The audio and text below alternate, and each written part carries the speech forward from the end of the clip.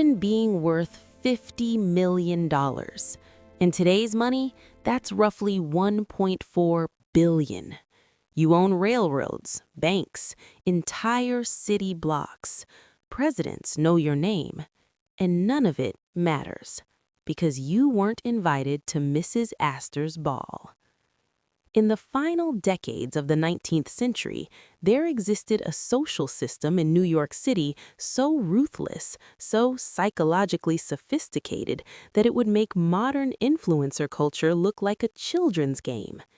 At its center stood two people: Caroline Schermerhorn Astor, a woman who never smiled in photographs, and Ward McAllister, a man who had weaponized dinner party seating into a form of psychological warfare. Together, they created something that had never existed in America before: an aristocracy. Not one based on royal blood or inherited titles, but on something far more brutal: their personal approval. They called it the 400. The name itself was a taunt. It was said to be the exact number of people who could fit in Mrs. Astor's ballroom at 350 Fifth Avenue. Everyone else in America, every railroad magnate, every steel baron, every shipping tycoon, was by definition socially irrelevant. The genius of the system wasn't the exclusion, it was the ambiguity. No one knew exactly who was on the list, no one knew the rules, and that uncertainty became a weapon more powerful than any fortune. To understand the 400, you have to understand what New York was before Caroline Astor seized control of it. The city in the 1860s and 70s was chaos. The Civil War had created a new class of millionaires overnight. Men who had made fortunes in war contracts, railroad speculation, and industries that hadn't existed 20 years earlier. These new rich were flooding into Manhattan, building massive houses, throwing lavish parties, and expecting to be accepted as equals by the old families who had been wealthy since before the Revolution. The old New York society were horrified. These weren't simply money concerns. To the Schermerhorns, the Livingstons, the Van Rensselaers, families whose wealth came from colonial land grants and shipping empires built over generations, the new millionaires represented something existential. They were loud, they were flashy, their money came from industries that required actually working. Old New York society had a very specific definition of respectability. Your fortune had to be old enough that everyone had forgotten how it was made. 3 generations was the minimum. Ideally, no living person should be able to remember your family actually doing anything for money. The new money violated everything. Cornelius Vanderbilt had been a ferryman. Andrew Carnegie had worked in a factory. These men still had the smell of labor on them, no matter how many millions they accumulated. But here was the problem. The new money had more of it, far more. The Vanderbilt fortune dwarfed anything the old families possessed. If society was purely about wealth, the old families would be swept away. Caroline Astor understood this, and she realized that the only defense was to make society about something other than money, something that couldn't be bought: taste, breeding, acceptance. Her acceptance. Caroline Webster Schermerhorn Webster was born in 1830 into one of New York's most ancient families. The Schermerhorns had been wealthy since the Dutch colonial period, their money so old it had achieved a kind of respectability that newer fortunes could never buy. At 22, she married William Backhouse Astor Jr., heir to the largest fortune in America. The Astor money came from fur trading and real estate. John Jacob Astor basically owned half of Manhattan at one point, but by the time Caroline married into the family, the origins of the fortune were comfortably distant. From the beginning, Caroline understood something crucial. She had married into money, but she had brought something the Astors desperately needed: lineage. The Astors were wealthy beyond imagination, but they were also German immigrants who had arrived in America only 2 generations earlier. In the calculus of old New York society, they were practically nouveau riche themselves. Caroline Schermerhorn blood legitimized the Astor fortune, and she intended to leverage that legitimacy into absolute social power. Her method was deceptively simple. She would become impossible to access. She appeared in public rarely. She gave few interviews. She was photographed with an expression of such imperial displeasure that it became legendary. In an age when most wealthy women were desperate for attention, Caroline Astor cultivated mystery. And then there was the portrait. In her drawing room, above her usual seat, hung a full-length painting of herself by Carolus Duran, one of the most expensive society portraitists in the world. She was depicted wearing a diamond tiara and enough jewelry to finance a small war. When visitors called, they were received beneath this image, a constant reminder that they were in the presence of a queen. But Caroline knew she couldn't maintain the system alone. She needed an enforcer, a public face, someone who could do the dirty work of social exclusion while she remained above the fray. She found Ward McAllister. Ward McAllister was, by any reasonable definition, a professional snob. Born in Savannah to a wealthy Southern family, he had spent years studying European aristocracy with the dedication most men reserved for war or commerce. He knew the correct way to address a baron versus a viscount. He knew which forks to use at which courses. He knew instinctively whether a wine was appropriate for fish. These were not trivial skills in the Gilded Age. They were weapons. McAllister arrived in New York society in the 1860s and immediately recognized the vacuum at its center. There were plenty of wealthy people, but no one was organizing them. No one was setting the rules. American society was, in his view, embarrassingly democratic. He proposed to fix that. McAllister's first innovation was the Patriarch's Balls, a series of exclusive dinners and dances organized by a committee of 25 men from the oldest families. To be invited was social salvation, to be excluded was social death, and McAllister controlled the guest lists. But his true genius was understanding what made exclusion painful. It wasn't enough to simply not invite someone. You had to make them know they weren't invited. You had to make them understand exactly why they weren't good enough. McAllister developed an elaborate vocabulary of social torture. A nod from Mrs. Astor meant you existed. A bow meant you might be acceptable. An actual conversation meant you were worthy. And if she looked through you as though you weren't there, which she did to most people, you might as well be dead. He also understood the power of arbitrary rules. The 400 wasn't 400 because of Mrs. Astor's ballroom. That was a story invented later.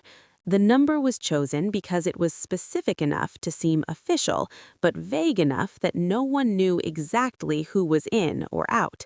This uncertainty was the whole point. People would do anything, pay anything, to discover whether they were included. McAllister called himself a social arbiter. His enemies called him a professional toad. Both descriptions were accurate. The system Caroline and McAllister created had rules, but the rules were never written down. You learned them by violating them, by being excluded, by watching others fail. Rule 1. New money must wait. 3 generations minimum before a fortune was considered settled. This meant that no matter how many millions you accumulated, your grandchildren might be acceptable, but you never would be. Rule 2. No commerce at dinner. Discussing business was the ultimate vulgarity. This effectively banned anyone who was actively making money, which was almost everyone who had any. Rule 3. Dress was everything, but the dress code was invisible. Wearing the wrong shade of gloves, the wrong weight of silk, the wrong number of diamonds, any of these could mark you as an outsider forever, and no one would tell you what you did wrong. Rule 4. Never appear to want anything. The cardinal sin was ambition.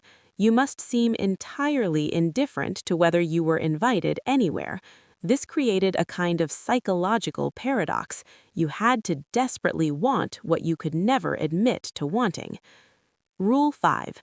Mrs. Astor's opinion was final. There was no appeal, no second chance, no explanation. If she decided you were out forever. These rules created a system of constant anxiety. Even people who were firmly inside the 400 lived in fear of losing their position. One wrong move, one unfortunate marriage by a child, one business scandal, and everything could collapse. The genius was that the system was self-enforcing. Everyone who got in had a vested interest in keeping others out. Every successful climber became a defender of the walls they had just scaled. The greatest test of the system came from the most powerful family in America, the Vanderbilts. By the 1880s, the Vanderbilt fortune was staggering. Cornelius Vanderbilt, the Commodore, had built an empire of railroads and steamships worth over $100 million. His descendants were the richest people in the country, possibly the world, and Caroline Astor wouldn't receive them. The reason was simple. The Commodore had been a ferryman. He had worked with his hands. His money was barely 2 generations old. No matter that the Vanderbilts could have bought the entire Astor fortune several times over, they were not acceptable. For Alva Vanderbilt, wife of William Kissam Vanderbilt, this was intolerable. Alva was a Southern woman with ambition that bordered on the pathological. She had married into the Vanderbilt fortune specifically to conquer New York society, and she would not be denied. Her weapon was architecture. In 1883, she completed construction of a house at 660 Fifth Avenue that made Mrs. Astor's mansion look like a cottage. It was a French Renaissance chateau transplanted to Manhattan, with a 2-story dining room and a gymnasium in the basement. It cost over $3 million, more than any private residence ever built in America. And she planned a housewarming ball that would be the social event of the decade. Everyone who mattered was invited, except, of course, for Carrie Astor. Alva hadn't invited her because Mrs. Astor had never officially recognized the Vanderbilts. This was war. Carrie Astor was devastated. She had been rehearsing a quadrille with her friends for weeks, planning to perform it at the ball. Now she couldn't attend. The humiliation was unbearable. And so Caroline Astor did something she had never done before. She blinked. She sent her servant to the Vanderbilt mansion with her card, the formal act of calling that signified social recognition. It was surrender, and everyone knew it. Alva had won, the Vanderbilts were in, and the system that Caroline had built began to crack. The cracks became chasms when McAllister made a fatal mistake. In 1892, a journalist approached him about publishing the actual list of the 400. McAllister, vain as ever, agreed. He thought it would cement his legacy as the architect of American society. Instead, it destroyed him. The list, when published, was immediately controversial. Some of the names were surprising, families no one considered important. Other obvious candidates were missing. People who thought they were in discovered they were out. People who assumed they were out discovered they had been in all along. The reaction was savage. Newspapers mocked the list as arbitrary and ridiculous. Social climbers who had spent years trying to gain entry discovered the whole system was based on one man's personal opinions. The wealthy families who were included were embarrassed to be associated with such naked social engineering. And Mrs. Astor was furious. By publishing the list, McAllister had done the one thing that could destroy the system. He had made it visible. The power of the 400 had always depended on mystery, on uncertainty, on the fear of not knowing. Once everyone knew exactly who was in, the magic evaporated. Mrs. Astor quietly withdrew her patronage. Without her support, McAllister became a social pariah, excluded from the very world he had helped create. He died in 1895, largely forgotten, his obituaries noting the irony of a man destroyed by the rules he had invented. Caroline Astor outlived McAllister by 13 years, but her power diminished with each passing season. New fortunes kept appearing: oil money from the Rockefellers, steel money from Carnegie, banking money from Morgan, and each wave of wealth made the old distinctions seem more and more irrelevant. The list expanded. It became 500, then 6. The boundaries blurred until no one could remember what they had meant in the first place. Mrs. Astor spent her final years in her Fifth Avenue mansion, increasingly isolated, surrounded by servants who remembered the old days. She developed dementia in her 70s, wandering through empty ballrooms, receiving imaginary guests, hosting parties for people who had been dead for decades. She died in 1908. Her obituaries called her the last queen of American society. But the kingdom she had ruled no longer existed. What remained was the system itself, detached from its creators, replicated endlessly in country clubs and corporate boardrooms and Hollywood premieres. The velvet rope, the VIP list, the bouncer who decides who gets in. These are the inventions of Caroline Astor and Ward McAllister. Every exclusive party, every members-only club, every social hierarchy based on nothing more than the arbitrary decisions of gatekeepers, all of it traces back to a ballroom on Fifth Avenue and a list of exactly 400 names. The Gilded Age ended, but its cruelty lives on.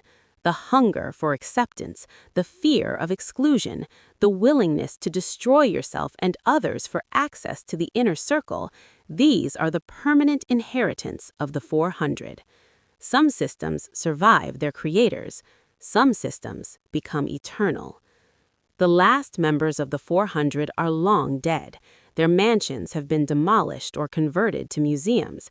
Their names appear now only in history books. But the game they invented continues. In every city, in every era, there are people deciding who matters and who doesn't. The rules change, the players change, the fundamental cruelty remains. Mrs. Astor would have approved.